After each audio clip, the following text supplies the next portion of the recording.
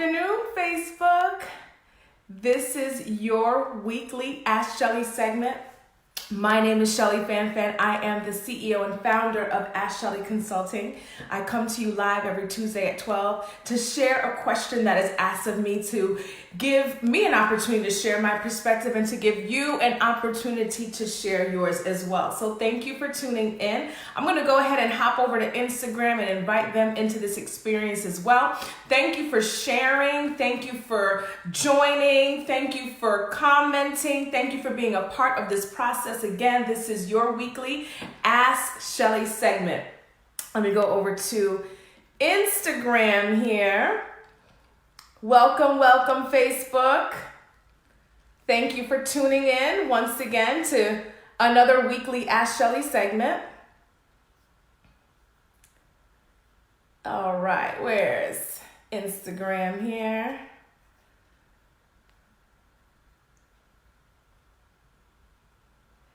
Hello, Instagram. Welcome to this week's Ask Shelly segment. My name is Shelly Fan. I am your emotional intelligence expert. Facebook, I am your emotional intelligence expert. Again, I'm Shelly Fan, CEO and founder of Ask Shelly Consulting, where I, along with a team of amazing trained consultants, bring corporations, other business entities, ministries, families, and individuals to their next level through the provision of psychoeducation. I'm a licensed psychotherapist here in the state of Florida. I treat between the ages of 2 to 99, just helping provide the skill sets that people need to overcome their emotional impasses, their emotional instability, their mental health issues. That is what I do. And primarily, a lot of the times I find myself asking questions. I joke about this all the time, but I gotta keep saying it because it's so true. You don't want to tell someone that you are a psychotherapist when you just want to sleep on a plane. Because what happens after you share that is people have a lot of questions. People want to know why people think the way they think, why they do the things that they do, why they behave the way that they behave. And so I take this opportunity to share a question that is asked of me with you all through these platforms, Instagram and Facebook, to get your feedback and to also give me an opportunity to provide a perspective. I can't necessarily declare that it is the answer, but it's definitely a perspective and hopefully something that someone or people as a whole can add to their wellness toolbox. And if it works for you, great. If it doesn't work for you, at least you have the tool that you can share with a loved one in the future. That's what this is all about. And so this week's Ask Shelly segment is from a husband who is ready to divorce his wife as a result of her perceived emotional issues. And so I am going to need you to comment. I'm going to need you to let me know that you're even here. Facebook, let me know who I'm talking to. Instagram, hi Dancer Swag. Thank you so much for joining this week's Ask Shelly segment. And I'm jumping into the question. And it reads, Dear Ask Shelly, I am trying to help my wife as best as I can, and I am not sure how to. After reaching the end of my rope with her, she has finally disclosed a bunch of shit I did not know before. See, for most of our relationship, I have had to deal with her emotional outbursts, her bad temper, her shutting down during conflict, her intimacy issues, and so much more. I know from tiny disclosures and other family members who have shared family secrets with me that she has a history of all types of abuse. Her stance on it has been that God has delivered her from her past and she does not want to revisit what God has already healed. She makes it seem I am challenging her testimony when I suggest she should go to counseling to get help for whatever is going on. She attacks me as if I have no faith. After 7 years of marriage, I let her know that I could not go on with the marriage the way that it was because I was miserable dealing with her so-called healed self. When I actually filed, she broke down and shared her past with me, and I was blown. I cannot even summarize it in one email. From watching her mother get beat and almost murdered multiple times, to being sex trafficked, to being forced to eat feces as a form of discipline, to being raped, you name it. I feel stuck as she is in her past. I want to help her, and I do not know how. I am not sure I can walk away knowing all that I know, but somehow I feel like the victim now. And that is an entirely other story. Wow. I hope I read that okay, because all I see is a big blur, and I am trying to force these 40-plus-year-old eyes to work. So I will be repeating the question, but you have it, guys. This is a husband that's saying, I have had it with my wife's emotional issues. She declares that she's been delivered from God. It doesn't necessarily feel or look like that. I'm ready to walk away. And he files, and all of a sudden, she wants to share the things that she declared she was healed from. And now he doesn't know what to do. He doesn't know if he should continue with the divorce, if he should stay. So I'm going to repeat the question, and I want your feedback. For those of you who don't know how this works, this is your weekly Ask Shelly segment. I'm an emotional intelligence expert. I use this platform to share questions that are asked of me to provide a perspective. I am a licensed psychotherapist. My expertise is in helping people and helping families and helping marriages, helping corporations and other business entities to get to peak performance. That is what I do. And I do that through the provision of psychoeducation, and I also do that when appropriate through the provision of therapy. This is not therapy. I'm providing a perspective that will help people in expanding their emotional intelligence in order to assist them with becoming the best version of themselves. That it is what I do. And so in doing this, as I provide my perspective, I would love for you guys to provide your perspective too. I want to hear from you. I want to hear what you think, because this is all good for the writer to hear these different perspectives and make a wholehearted, informed decision of what his next step is going to be. So I'm going to repeat the question, and I need to hear from you. Hello, Joanne. Thank you, Mrs. Stone, for logging in and joining into this week's Ask Shelly discussion. So here we go. Dear Ask Shelly, I am trying to help my wife as best as I can, and I am not sure how to. After reaching the end of my rope with her, she has finally disclosed a bunch of SHIT I did not know before. See, for most of our relationship, I have had to deal with her emotional outbursts, her bad temper, her shutting down during conflict, her intimacy issues, and so much more. I know from tiny disclosures and other family members who have shared family secrets with me that she has a history of all types of abuse. Her stance on it has been that God has delivered her from the past, and she does not want to revisit what God has already healed. She makes it seem I am challenging her testimony when I suggest she should go to counseling to get help. After 7 years of marriage, I let her know that I could not go on with the marriage the way that it is because I was miserable dealing with her so-called healed self. When I actually filed, she broke down and shared her past with me, and I was blown. I cannot even summarize it in one email.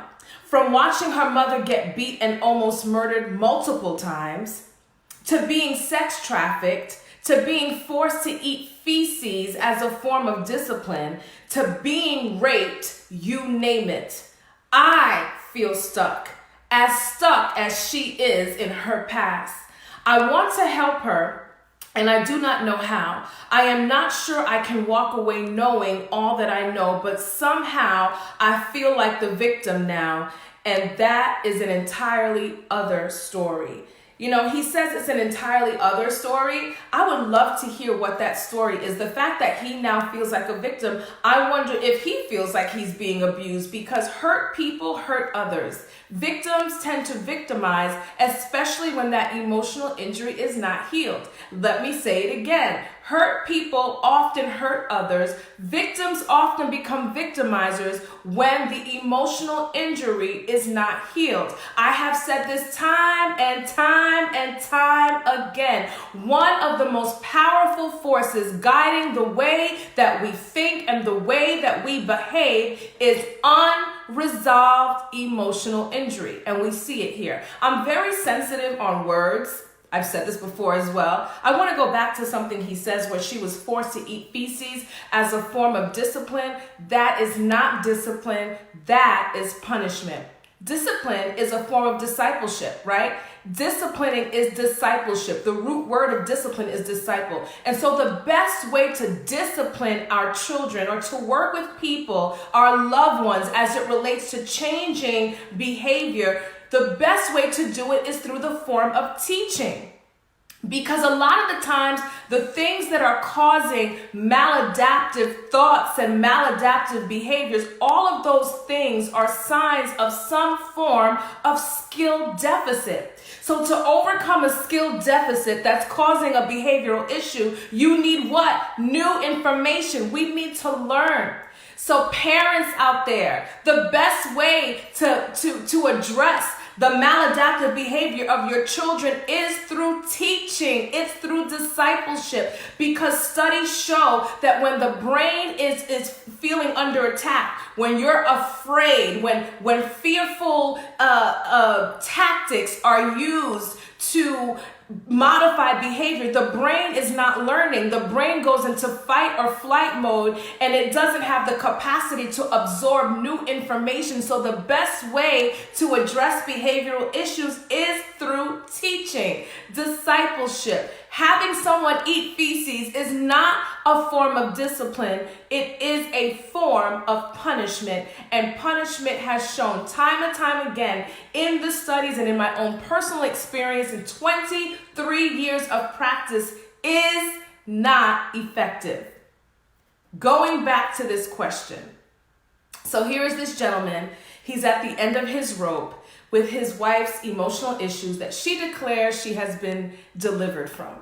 And so I want to just kind of start here with God's deliverance here, right?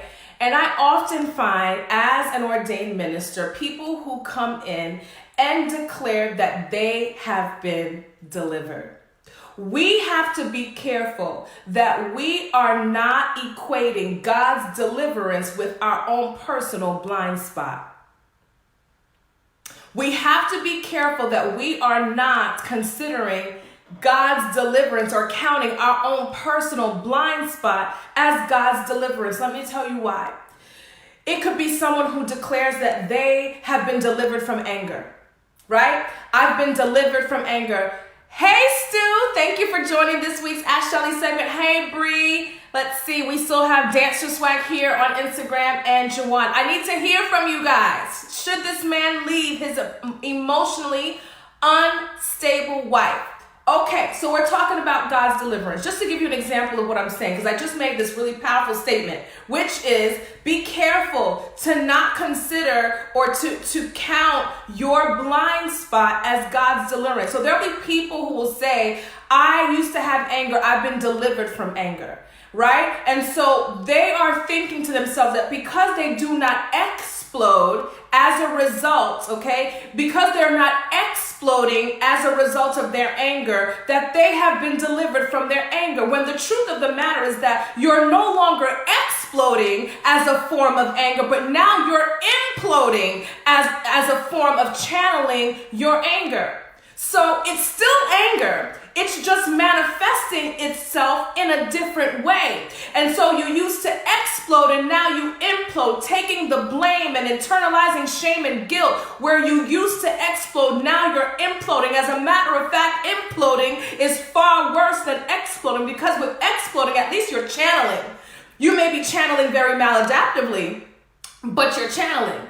When you're imploding, you're not, and you're breaking your insides down, and you're really, really damaging your psyche. So is it really deliverance? Or has the symptom just manifested itself in a different way? So we have to be careful that we're not declaring God's deliverance with the fact that you're just in your blind spot and there's still much more work to do. Listen, we have power and we have authority. We have power and we have authority. That power and authority has been given to each and every one of us by God. And so we also have the power to overcome our strongholds and the things that have caused us to be stuck in life, including our emotional injury. Power is the capacity to cause things in the earth to change. To cause things in the earth to shift. The specific definition that I used during our prayer call this past Monday was the capacity to direct and influence the course of events in this earth. The capacity to influence the course of events in this earth. That's power. And power, and power, when you have the right to flow in that power, that's authority, right? So you have power, the capacity to influence events, outcomes within the earth, the capacity to do so, and the authority is the right to do so. And God gives us both, and we have the power to overcome our strongholds and all that emotional injury that impact the way that we love, the way that we interact with other people, the way that we handle issues, and so much more. We have the power and we have the authority, but power at rest is just potential. Power at rest is just potential. So many of us kingdom believers have the potential to heal, the potential to be delivered, the potential to overcome. But because we're not exercising in power and hiding behind this idea that, oh, well, we've been delivered and I'm free from that. No. We have to be real with ourselves, and our loved ones will tell us. Our close friends, our honest friends, it will tell us. Our outcomes in our life will let us know how delivered we are. I counseled this man. He was a prophet. He was a pastor, had a great ministry, was on his 5th marriage, declaring that the devil was a liar and he was delivered from Sir, you've been divorced 5 times. Like, when are we going to stop hiding behind this spiritual shield and start doing the work? Sometimes it's easier to say you've been delivered than revisiting the hurt and go and re-experiencing those memories and all of the things that have caused us to get stuck. It's far easier to declare deliverance than to do the work. But I am telling you, as a licensed psychotherapist and an ordained minister, that we have to do the work. There is no shortcut when it comes to emotional injury. Will God deliver us? Absolutely yes. And he will put his super on what we do in the natural. In what natural ability, when we are maximizing what we could do in the natural, it is at that point that God steps in. We have to do the work.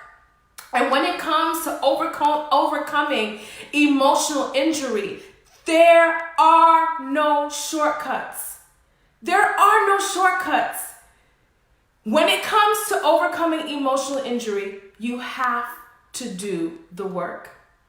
The devil comes to steal, to kill, and destroy, but God comes so that we may have life and have it more abundantly.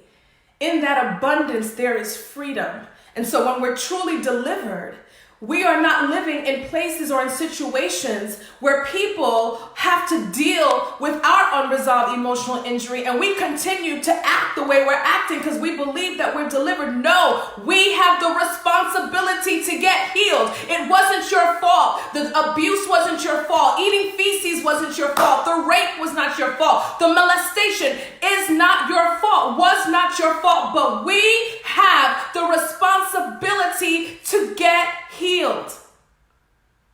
So I agree with you, writer. Your frustration with your wife saying, I don't need to talk about it. I don't need to talk about it. I'm healed and I'm delivered. The fact that you think I need counseling is your lack of faith. I feel and I validate your frustration, sir, because your wife does need healing. Let's talk about trauma a little bit. Let's talk about trauma. We're talking about whether this husband should leave his wife. So here we go. Trauma sometimes we believe that trauma is like, we get it when we are talking about veterans, right? We get it when we're talking about veterans. We get it when we're talking about people that have been raped or people that have almost been murdered. We get that, right? We understand that this is trauma. But we have to understand that we can't put trauma in a box. We cannot put trauma in a box. And so we have to see it a little bit differently, because there are people that have come into me and they have automatically minimized their experience and don't want to declare it as trauma. But anything that surpasses your ability to cope, that and then in turn causes emotional injury, that is a form of trauma. And even when that experience is not direct, it's not firsthand, but you have watched someone go through trauma, you have watched them heal, you have been a part of that process, that you can even experience trauma, what we call secondary trauma, just by watching and vicariously learning this person's situation and what they had to deal with and what they are going through. So understand this, that trauma is anything, any circumstance that has surpassed your capacity to deal. It has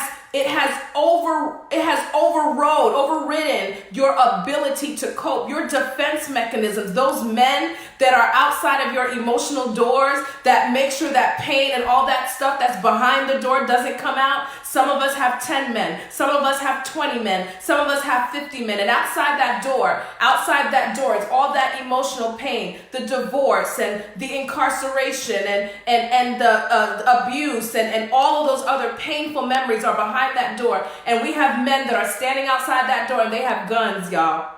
And they are ready to go off. And like I said, some of us only have 5. Some of us have 20. Some of us have hundreds. Some of us have hundreds of men, and keep all that stuff behind that door safe. But what, and that's our defense mechanism. And then of course, I'm just drawing, I'm a very visual person, right? So when something happens that overpowers those men that's outside of that door and they are not able to keep that door closed, that, women and men, that is trauma. That is trauma. And so again, anything that surpasses our ability to cope, which in turn causes injury, is trauma. So having said that, we have to understand how the brain responds to trauma.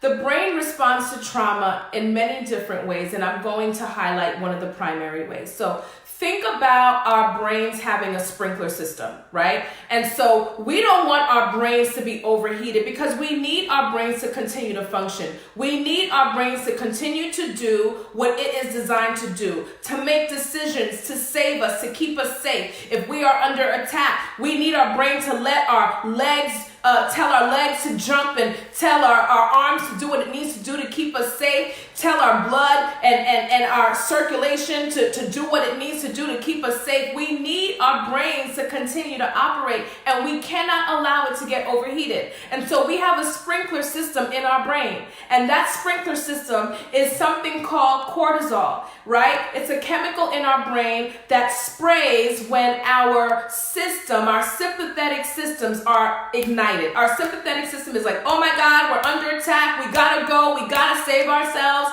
We are not safe. We gotta get safe, right? And so when these aversive experiences are happening around us, our brain goes into fight or flight mode. And in order to be operable and in order to operate in peak performance, this sprinkler system is going off. It is what we need to be safe and to continue to think in high stress situations. The issue with the cortisol, though, is that it's like bleach to styrofoam. It's like bleach to styrofoam. So the more it is spraying and the more we are constantly exposed to these traumatic experiences, the more the sprinkler system is going. And because it's like bleach to styrofoam, it causes brain damage. It causes brain injury because multiple exposure, multiple sprinkler sprays starts to damage the outer cortex of our brain. And now what happens? What happens when constantly our brains have had to respond to experiences in this way? That brain damage causes a lot of issues in the way that our brain operates. Mainly, and there's many of them, but some of them to share for the purpose of this live, is attacking our emotional centers of our brain. That brain injury attacks the emotional centers of our brain. And so it either causes the emotional centers of our brain to be overactive or underactive.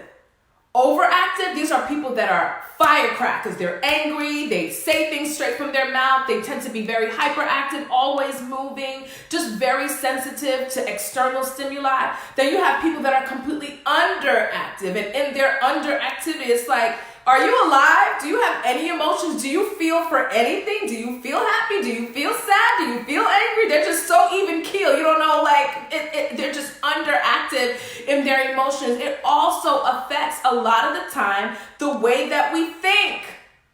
The way that we think, right?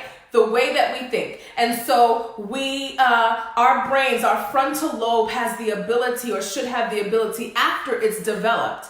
After our frontal lobe is developed, I just want to add something here. I've said this before and I just love this. So the frontal lobe in women is usually developed by the age of 25-ish, and for men, it is developed much later.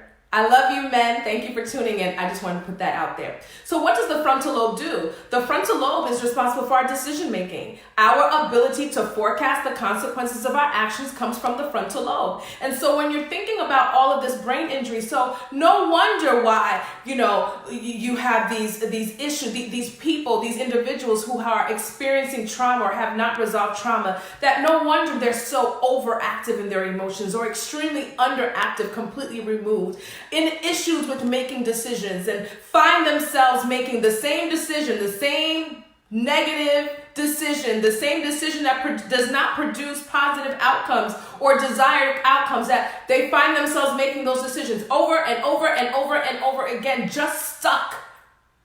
Right? This is brain injury. And thank God that over the past several years, there has been an enlightenment in our field where, oh my gosh, we have been trying to address this very emotionally and through other traditional psychotherapeutic interventions, and oh my God, it's brain injury. So that little boy that has been going all through life with this diagnosis of ADHD has been given all types of medication that was intended to help him but didn't help. Or those teens that were deemed as ODD, oppositional defiant disorder, and all of these misdiagnoses all boil down to unresolved trauma that nobody caught and nobody treated. A lot of the times, the people that are experiencing this trauma have such a resilience to it.